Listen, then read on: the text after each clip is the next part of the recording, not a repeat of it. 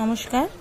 আগের দিন তোমাদেরকে যে হোমওয়ার্কটা দিয়েছিলাম সেই হোমওয়ার্কের সলিউশনটা আজকে বলবো। তো প্রথম কোশ্চেন যেটা ছিল সেটা হচ্ছে, সমবেগে চলন্ত কোনো গাড়ির যাত্রী একটি বলকে সোজা ওপরের দিকে ছুড়ে দিলে বলটি আবার যাত্রীর হাতে ফিরে আসে কেন? কোশ্চেনটা স্থিতিজাঢ্যের। তো এখানে দেখো, এখানে বলেছে যে সমবেগে গতিশীল, অর্থাৎ গাড়ির যে বেগটা সেই বেগটা কিন্তু কোনোভাবেই চেঞ্জ হচ্ছে না। গাড়ির বেগটা যদি চেঞ্জ হয়ে যায় তাহলে কিন্তু বলটা এসে বা ব্যক্তিটির হাতে পড়বে না।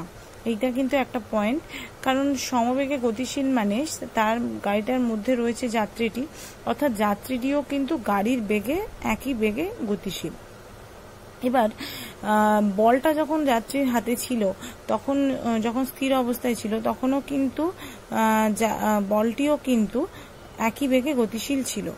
এবার যখন বলটিকে যাত্রী ওপরের দিকে ছুড়ে দিয়েছে তখন কি হয়, সে একটা ঊর্ধ্বমুখী বল পেয়েছে এবং ঊর্ধ্বমুখী বলটা থাকার জন্য কি এবং ঊর্ধ্বমুখী বল হয়ে উপরের দিকে উঠবে এবং একটা টাইম পরে তার বলটা শূন্য হবে, এবং যখন শূন্য হবে তার গতিটা, ঠিক আছে, তার শক্তিটা যখন শূন্য হয়ে যাবে তখন ও আবার নিচে অভিকর্ষের জন্য নিচের দিকে নেমে আসবে। এবার এই যে নিচের দিকে নেমে আসবে, তাহলে যেখানে বলটা ছুঁড়লাম সেখানেই নেমে আসার কথা, কিন্তু যেহেতু বলটা এতক্ষণ গাড়িতে গতিশীল ছিল এবং তার মধ্যে একটা গতি জাঢ্য বর্তমান, অর্থাৎ সে বাসটা মানে গাড়িটা যে বেগে গতিশীল ছিল সেই বেগে সেও গতিশীল ছিল, তাই এখন ওপর দিকে ছুঁড়লেও তার ওই গতি জাঢ্যের জন্য সে সেম ওই বেগটাকেও কিন্তু মেনটেন করবে, এবং মেনটেন করার জন্য সে কিন্তু যাত্রীটার সাথে সাথে সামনের দিকে কিছুটা এগিয়ে যাবে। একই যতটা যাত্রী এগোবে ঠিক ততটাই বলটাও কিন্তু সামনের দিকে এগোবে। ফলে কি হবে, বলটা যখন নিচের দিকে নেমে আসবে তখন ও কিন্তু যাত্রীটার হাতে এসেই সোজা নেমে আসবে, কারণ গতিজাঢ্যের জন্য যাত্রীটা যতটা এগিয়েছে সেরকম কিন্তু বলটাও ততটাই এগোবে। ঠিক আছে, এবার এর মাঝখানে যদি কোনোখানে গাড়ির বেগ চেঞ্জ হয়ে যায় বলটা ছোঁড়ার পর, তাহলে কিন্তু আর হাতে এসে পড়বে না। যদি ত্বরণ বেশি হয়ে যায়, ত্বরণ মানে বেগটা বাড়িয়ে দিয়েছি, যদি বেগটা বেড়ে যায় তাহলে কি হবে, যাত্রীটা বেশি এগিয়ে যাবে, বলটা তার তুলনায় অতটা এগোতে পারবে না, কারণ বল তো আগের বেগে গতিশীল হবে, সুতরাং বলটা তখন যাত্রীর পেছনে এসে পড়বে। আর যদি মন্দন হয়, অর্থাৎ বেগটা যদি কমে যায়, তাহলে যাত্রীটা যে বেগে তার থেকে কম বেগে এগোবে আর বলটা তার থেকে বেশি বেগে এগোবে, ফলে বলটা সামনে এসে পড়বে। ঠিক আছে, খুব সোজা কোশ্চেন, অনেকেই ঠিকঠাক লিখেছো। এবার নেক্সট কোশ্চেন দেখো, নেক্সট কোশ্চেনটা ছিল, একটা খালি এবং মালভর্তি লরি যদি একই বেগে চলে তাহলে ব্রেক কষে সহজে কোনটিকে থামানো যায় এবং কেন? তো কোশ্চেনটা দেখেই বুঝতে পারছো এখানে এটা দ্বিতীয় গতিসূত্রের উপর নির্ভর করছে। দ্বিতীয় গতিসূত্র আমাদের নিউটনের বলেছে যে বস্তুর ভরবেগের পরিবর্তনের হার বস্তুর উপর প্রযুক্ত বলের সমানুপাতিক হয় এবং বল যেদিকে প্রযুক্ত হয় ভরবেগের পরিবর্তনে সেই দিকে ঘটে, অর্থাৎ বলের মানটা বস্তুর ভরবেগের পরিবর্তনের উপর নির্ভর করে, অর্থাৎ ভরবেগ, ভর ইন্টু বেগ।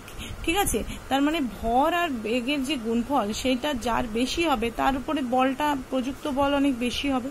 তো নিউটনের দ্বিতীয় গতিসূত্র থেকে আমরা এটাই পেয়েছি যে বল ইকুয়ালস টু ভরবেগের পরিবর্তনের হার। তাহলে ভরবেগের যে পরিবর্তন, ভরবেগের এই যে পরিবর্তন, এই পরিবর্তনটাকে আমরা যদি দেখো, তুমি যদি দুটো লরির কথা চিন্তা করো, দুটো লরির মধ্যে যদি তুমি দেখো যে মালভর্তি যে লরিটা রয়েছে, মালভর্তি লরিটার ক্ষেত্রে কিন্তু ভরটা অনেক বেশি হচ্ছে, কারণ তার মধ্যে মাল রয়েছে, আর যেটা খালি তার মধ্যে কিছুই নেই, সুতরাং তার ভরটা কম, কিন্তু বেগটা দুজনেরই কিন্তু সমান। অর্থাৎ তুমি যদি ভরবেগটা তুলনা করো, অর্থাৎ ভর ইন্টু বেগ, তাহলে কিন্তু বেগটা ক্ষেত্রে বেগটা যেহেতু দুজনের সমান, কিন্তু যেহেতু মালভর্তি গাড়ির এমটা বড় তাই ভরবেগটা কিন্তু মালভর্তি লরিরই বেশি হবে, আর যেহেতু মালভর্তি লরির ভরবেগ বেশি হবে তাই তার উপর প্রযুক্ত বলও কিন্তু বেশি হবে, তবেই তুমি কিন্তু গাড়িটাকে থামাতে পারবে, নাহলে কিন্তু থামাতে পারবে না। তার মানে এখানে বোঝা যাচ্ছে যে প্রযুক্ত বলের মান ভরবেগের পরিবর্তনে হারের উপর নির্ভর করছে, যেহেতু মালভর্তি গাড়ির ভরবেগ বেশি তাই তার উপরে প্রযুক্ত বল কিন্তু বেশি হচ্ছে। ঠিক আছে, নেক্সট কোশ্চেন দেখে নাও। নেক্সট কোশ্চেনটা কি ছিল, এবার নেক্সট যে কোশ্চেনটা ছিল সেটা হচ্ছে জাঢ্য এবং ভর একে অপরের সাথে কিভাবে সম্পর্ক যুক্ত। দেখো, জাঢ্য আর ভর এরা হচ্ছে পরস্পরের সরল সমানুপাতিক। মানে ধরো একটা ছোট কোনো পাথর হোক বা ছোট কোনো জিনিস যেটা স্থির অবস্থায় রয়েছে, তাকে গতিশীল করতে গেলে তুমি কোনো সামান্য বল প্রয়োগ করলে তাকে গতিশীল করতে পারো। কিন্তু ধরো একটা কোনো বড় আলমারি, ঠিক আছে, বা বড় কোনো পাথর, তাকে যখন তুমি সরাতে চাইবে তোমাকে কিন্তু অনেক বেশি বল প্রয়োগ করতে হবে, ঠিক আছে। আবার ধরো ছোট কোনো গাড়ি বা ছোট কোনো চলন্ত কোনো কিছু, সেটাকে যদি তুমি স্থির করতে যাও তাহলে তুমি খুব সহজেই সেটাকে থামাতে পারবে। কিন্তু যখন কোনো বড় ট্রেন হোক, বড় বাস হোক বা বড় গাড়ি হোক, তাকে থামাতে গেলে কিন্তু আমাকে অনেকটা বল প্রয়োগ করতে হবে, তবে কিন্তু আমি তাকে স্থির করতে পারবো। অর্থাৎ এই যে অবস্থার পরিবর্তন, এই অবস্থার পরিবর্তন করতে না দেওয়াটাই হচ্ছে জাঢ্য। যে অবস্থায় রয়েছে সেই অবস্থায় থাকার নামই হচ্ছে জাঢ্য, ঠিক আছে। এবং যখনই তুমি চেঞ্জ করতে চাইবে, তার মধ্যে জাঢ্য যদি বেশি থাকে তাহলে তোমাকে অনেক বেশি বল প্রয়োগ করে তাকে থামাতে হবে বা তাকে তার অবস্থার পরিবর্তন করতে হবে। কিন্তু যদি তার মধ্যে জাঢ্যটা খুব কম থাকে, তুমি খুব সহজেই সামান্য বল প্রয়োগ করেই তার অবস্থার পরিবর্তন করতে পারো। তো যখনই ভরটা কম হয় তার মধ্যে জাঢ্যটাও কম হয়, সেজন্য তুমি খুব সামান্য বল প্রয়োগ করেই তার অবস্থার পরিবর্তন করতে পারো, ঠিক আছে। তার এবার যখন তার ভরটা বেশি হয়, তার মধ্যে জাঢ্যটাও কিন্তু বেশি হয়। সুতরাং তার ক্ষেত্রে যখন তুমি চেঞ্জ করতে চাইবে তার অবস্থার পরিবর্তন, তখন তোমাকে অনেক বেশি বল প্রয়োগ করতে হবে। তার এই হচ্ছে টোটাল। তার মানে ভর এবং জাঢ্য হচ্ছে সরল সমানুপাতিক। যে যত বেশি হবে জাঢ্য তত বেশি হবে, ভর যত বেশি হবে জাঢ্য তত বেশি হবে। অর্থাৎ ভর হচ্ছে জাঢ্যের পরিমাপ। তার মানে তুমি ভর দেখে বুঝতে পারবে যে এর মধ্যে জাঢ্য বেশি আছে, ভর কম হলে তুমি বুঝতে পারবে এর মধ্যে জাঢ্য ধর্ম, সেটা স্থিতি হোক, গতি হোক, যাই হোক, যে কোনো জাঢ্যই হোক, সেটা কিন্তু নির্ভর করছে ভরের ওপর। তাহলে এই হচ্ছে 3টে কোশ্চেন আমি বলে দিলাম। আমি এটার যে অ্যান্সারগুলো লিখেছি এগুলো পাঠিয়ে দেবো ছবি। আশা করি পুরোপুরি বুঝতে পেরেছো। না বুঝতে পারলে আমাকে জানিও। তাহলে এইভাবে অ্যান্সারগুলো লিখবে।